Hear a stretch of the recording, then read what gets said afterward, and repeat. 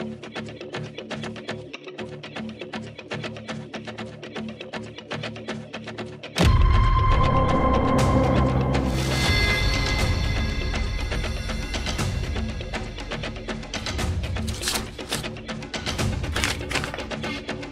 টাকা রেখে দাও, তোমার কাজে লাগবে। বেয়াদব ছেলে, এই টাকা দিয়ে আমাকে ফাঁসাতে যাচ্ছে। আমি এই টাকা নেব না, রাখেন আপনার টাকা।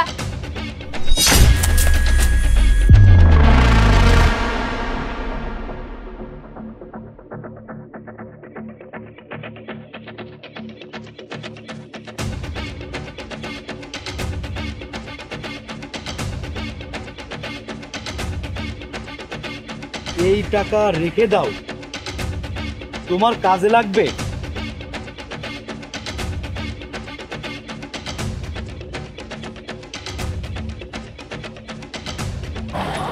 আরে এক মিনিট, এই টাকা সিরিয়াল নাম্বার তো আমি স্যালারিতে পেয়েছিলাম সেই টাকা।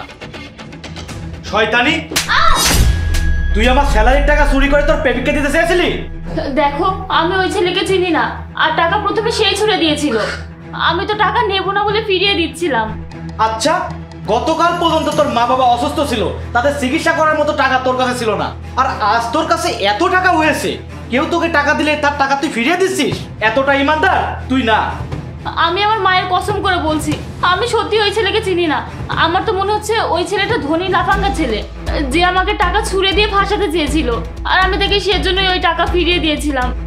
এটা সত্যি যে আমার টাকার প্রয়োজন আছে, আর আমার মাও অসুস্থ, কিন্তু তার চিকিৎসার জন্য আমি তোমার কাছে টাকা চাইতে পারি, তোমার কাছে হাত জোড় করতে পারি, কিন্তু আমি আমার সম্মান বিলিয়ে দিতে পারি না। আচ্ছা, কাল যখন আমি স্যালারি পেয়েছিলাম তখন ব্যাগ তোর কাছে দিয়েছিলাম, আর সকালে যখন আমি ব্যাগ দেখলাম তখন ব্যাগে টাকা নেই কেন? আমি তোমার স্যালারি সম্পর্কে কিছুই জানি না। তুমি আমাকে যেভাবে ব্যাগ দিয়েছিলে আমি ব্যাগটা সেভাবেই রেখেছিলাম, ব্যাগটা খুলেও দেখিনি। আমি জানি না ওই ছেলের কাছে টাকা কিভাবে আসলো। ওই ছেলে, তাই তো? ওই ছেলে সব ঝামেলার মূলে। দাঁড়াও, ঘরের বাইরে আমি সিসিটিভি ক্যামেরা কেন লাগিয়েছি আমি এখনই চেক করছি। হ্যাঁ,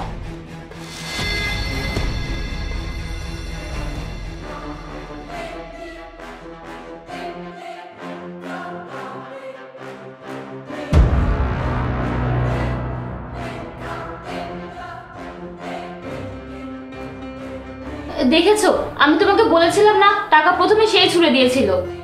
এই বাইক তো আমি কোথাও দেখেছি, আর এই নাম্বার, আরে এ তো জাহিদের বাইক। তার মানে জাহিদ। দেখুন জাহিদ ভাই, আমাকে সব সত্যি করে বলুন, কি চলছে আপনাদের দুজনের মধ্যে? আরে তুহিন, তুমি কি পাগল হয়ে গেছো? তুমি সব কি বলছো? তোমার স্ত্রী আমার বোনের মতো, আর তুমি আমাদের কি নিয়ে এরকম নোংরা কিছু ভাবছো? আরে তুহিন, আমি তো এসব কিছু করেছি শুধুমাত্র তাকে সাহায্য করার জন্য, কারণ তুমি তাকে সাহায্য করছো না। আর এটা শুধু একবার না, এ জানি না আমি নিজের চোখেই কতবার দেখেছি। তুহিন, তাড়াতাড়ি এসো, অফিসে দেরি হয়ে যাচ্ছে। আমার কিছু টাকা লাগবে, আমার মায়ের শরীর খুব খারাপ, আর তার কাছে চিকিৎসা করার মতো টাকা নেই। আমি তোমাকে কতবার বলেছি তোমার ফ্যামিলির ব্যাপারে আমার কোনো লেনাদেনা নেই, আর আমার টাকা গাছের পাতা না, বেকুব জানি কোথাকার। আর তুমি কখনো আমার এভাবে রাস্তা আটকাবে না।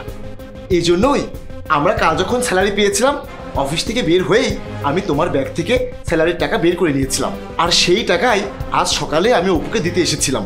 কিন্তু অপু সেই টাকা নেয়নি, আমাকে ফিরিয়ে দিতে চেয়েছিল, আর সেই টাকাই তোমার সামনে পড়েছিল। আমি ভুল করেছি, আমি আমার স্ত্রীকে কতটা কষ্ট দিয়েছি, কিন্তু সে সবসময় স্ত্রীর দায়িত্ব ঠিকই পালন করেছে। এত সমস্যায় থাকার পরও সে খারাপভাবে কারোর কাছ থেকে টাকা নেয়নি। সত্যি আমি কতটা ভাগ্যবান এমন একটা স্ত্রী পেয়েছি, আর আমি কতটা বোকা আমি বুঝতেই পারিনি। অপু, আমি আমার ভুলের জন্য ক্ষমা চাচ্ছি, প্লিজ তুমি আমাকে ক্ষমা করে দাও। আরে এভাবে বলছো কেন? শুধু এতটুকুই বলছি, আমার মা বাবা তো তোমারও মা বাবা, তাদের জন্য অন্তত তুমি কিছু করো। আমাকে আর লজ্জা দিও না, এখন থেকে তাদের সব দায়িত্ব আমার। তাদের চিকিৎসা হবে, আর খুব ভালোভাবেই হবে। জাহিদ ভাই, সরি, আপনি কিছু মনে করবেন না। ইটস ওকে ভাই।